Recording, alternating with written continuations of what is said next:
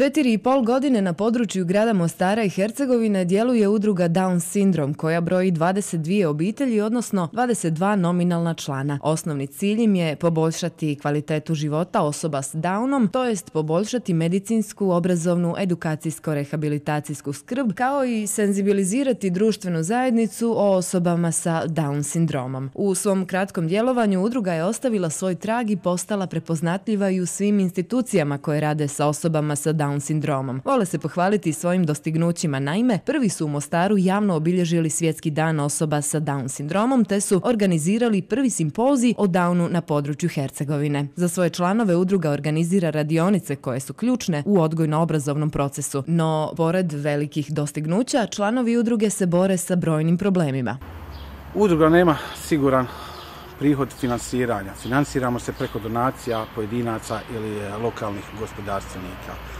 Ipak, da ne bi samo zavisili od drugih osoba, udruga, kreativna grupa udruge je uzela stvar u svoje ruke i počela je sa izradom magneta, pozivnica za venčanje, tako da pokušavamo sami sebi pridonijeti. Još jedan od velikih problema je taj što udruga nema svoje prostorije, samim tim ne možemo svojim nominalnim članovima organizirati radionice raznih tipova kao i njihova druženja. Mislim da nam je to stvarno jedan od većih problema. Samim dobitkom prostora bi poboljšali vjerovatno i svoj rad. Udruga Down Syndrome ulaže velike napore kako bi poboljšala kvalitetu života osoba sa Downom, kao i njihovih obitelji, no nažalost to isto ne može se reći za nadležne institucije naše zemlje. Sa sigurnošću mogu reći da su osobe sa Down sindromom građani drugog reda, djeca drugog reda.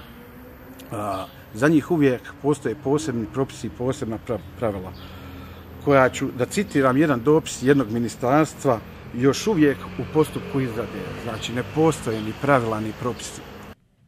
Ipak, konstruktivnije je uvijek na stvari gledati optimističnije. Ne postoje problemi, postoje rješenja. Takvim pristupom nešto se može i napraviti, a definitivno je krajnje vrijeme da se nadležni u Hercegovačko-neretvanskoj županiji pozabave ovim pitanjem kako bi se došlo konačno i do rješenja. Veći dio problema bi se riješio kada bi naša županija imala zakon za osobe sa invaliditetom. Međutim, nažalost, naša županija još uvijek to nema. Agencija za PR i event management Primera željela je ukazati na problematiku udruge Down Syndrome i simbolično pomoći njihovom radu. 16. kolovoza u amfiteatru Herceg Etno sela pored Međugorja agencija je organizirala koncert hrvatske glazbene dive Josipe Lisac, a svaki posjetitelj uz kupljenu ulaznicu na poklon će dobiti rad udruge.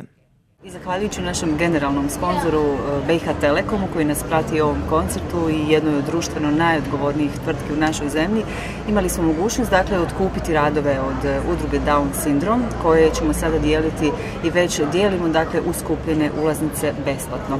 Eto, nadamo se ćemo tako obradovati kupce naših ulaznica i dati mali doprinos udruzi za Down Syndrome Mostar za njihov rad. Pored brojnih problema, ipak postoje pomaci nabolje, vole reći članovi udruge Down Syndrome. Uvijek optimistični i puni ljubavi za druge, oni su jednostavno savršeni na malo drugačiji način.